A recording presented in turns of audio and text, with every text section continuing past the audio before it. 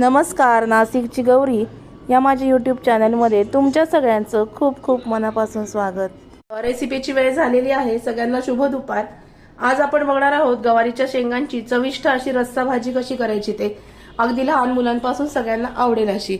खोबरं घेतलेलं आहे मी किसून। काय काय लागणार आहे? खोबरं घेतलंय किसून, अर्धी वाटी खोबरं किसून घेतलंय, लसूणच्या पाकळ्या घेतल्या, लसणाच्या 7 ते 8, धणा पावडर, 4-5 मिरच्या आणि आल्याचा तुकडा।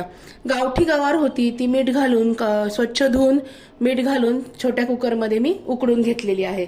आता या सगळ्याचं वाटण आपल्याला करायचंय। आपण फोडणी बघूया कशी करायची ते।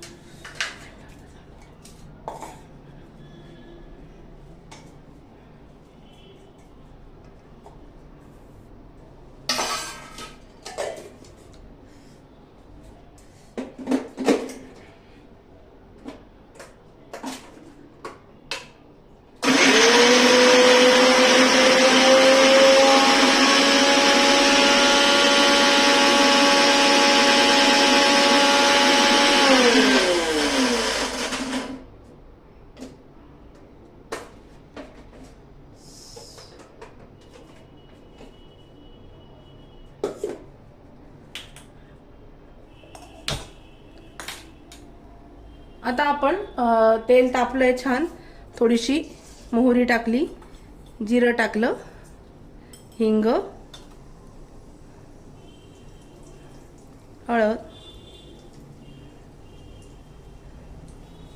बहुतेक भाज्यांच्या रस्स्याचे प्रकार हे सारखेच असतात, पण दाखवते मी तुम्हाला। आणि हे जे वाटण आहे केलेलं, हे वाटण याच्यामध्ये टाकायचं। हे बघा, वाटण केलेलं दिसतंय। आपण जे दाखवलं मी तुम्हाला, खोबरं, लसूण, आलं, मिरची आणि धणे पावडर, ह्याचं वाटण याच्यामध्ये टाकायचंय फोडणीमध्ये।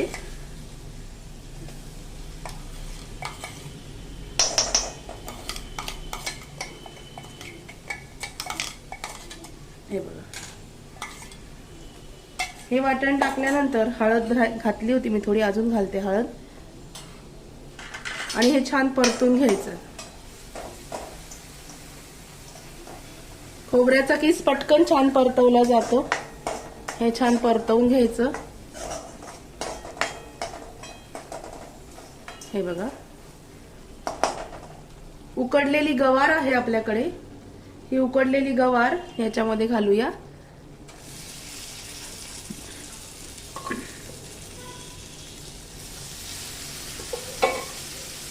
गाढ झालेलं आहे, आता मी बऱ्याच वेळाचा उकडून घेतली आणि हातानेच काढते।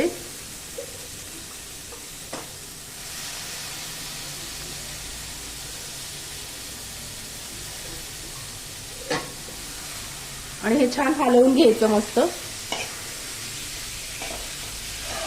आणि याला आपण आता रस्सा धरूया। तर आता रस्सा करण्यासाठी हे मिक्सरला जे थोडं वाटण राहिलेलं आहे याच्यात पाणी घालून घ्यायचं।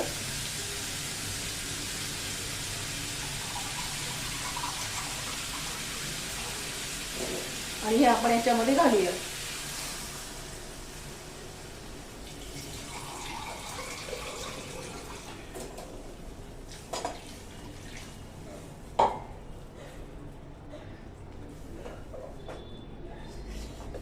हे बघा, आणि आता आपल्याला याच्यामध्ये अंदाजाने मीठ घालायचंय। मीठ दाखवते मी। मीठ घालूया। मीठ, थोडासा काळा मसाला घालायचा आहे, कारण हिरवी मिरची आपण घातली त्याच्यामुळे मी तिखट घालणार नाहीये। थोडासा काळा मसाला घातला। आता ही भाजी छान उकळू द्यायची मस्तपैकी। छान उकळी आली की मग दाखवते काय करायचं ते। अशी उकळायला लागल्यानंतर थोडासा भाजलेला शेंगदाण्यांचा कूट याला लावायचा।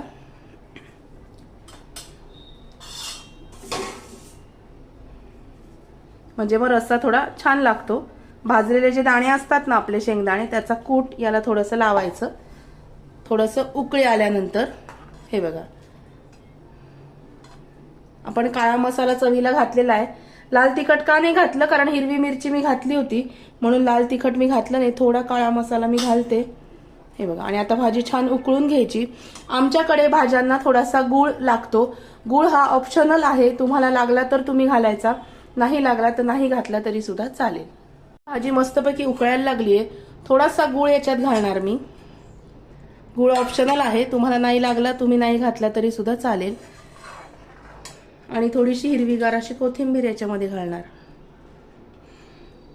की आपली मस्त गवारीची भाजी, रस्सा भाजी तयार. हे बघा. गूळ वितळेपर्यंत 5 मिनिटांसाठी गॅस चालू ठेवते आणि मग बंद करते. चला, मस्तपैकी गवारीच्या शेंगांची भाजी, रस्सा भाजी अगदी चविष्ट तयार आहे. तुम्ही पण या सगळेजण जेवायला. हे बघा, छान उकळी पण आलेली आहे. अशी मस्त भाजी तयार आहे. कसा वाटला आजचा व्हिडिओ नक्की कळवा. व्हिडिओ आवडला असेल तर व्हिडिओला लाईक करा, शेअर करा, सबस्क्राईब करा. भेटूया अशाच नवीन व्हिडिओमध्ये नवीन विषयाबरोबर उद्याला. तोपर्यंत स्वतःची काळजी घ्या. Bye bye, take care.